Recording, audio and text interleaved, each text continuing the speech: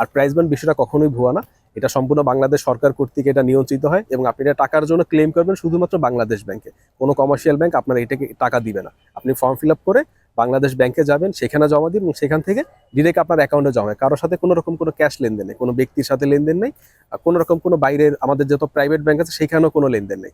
শুধুমাত্র বাংলাদেশ ব্যাংকই আপনি যে হচ্ছে পুরস্কারের টাকা পাবেন, এটার টাকা। দেখেন সবার কাছে কিছু ক্যাশ টাকা থাকে, তো যারা সঞ্চয় করেন ব্যাংকে এফডিআর রাখি, জমি কিনি, বাংলাদেশ সরকার কর্তৃক এটা হচ্ছে একটা সেভিং।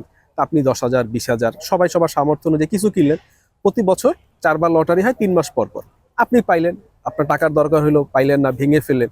এই জন্য যারা করতে চান জিনিসটা এইটা একটা মজার বিষয়। যারা হচ্ছে প্রাইজ বন্ড একটু জানেন তারা জানবেন যে প্রাইজ বন্ডের সিরিয়াল আছে, এখন 81টা সিরিয়াল চলে বা হয়তো বা বাড়তে পারে, সিরিয়াল আর তো বাড়ে, প্রতিদিনই বাড়তেছে।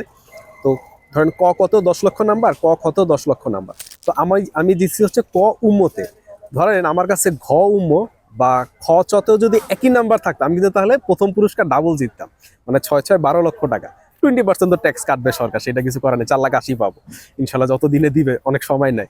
তো জোড়া প্রাইজ বন্ড কিন্তু খুব মজার, আমার কাছে 8টা জোড়া প্রাইজ বন্ড হয়েছে অলরেডি, আমি যতগুলো কিনছি তার মধ্যে।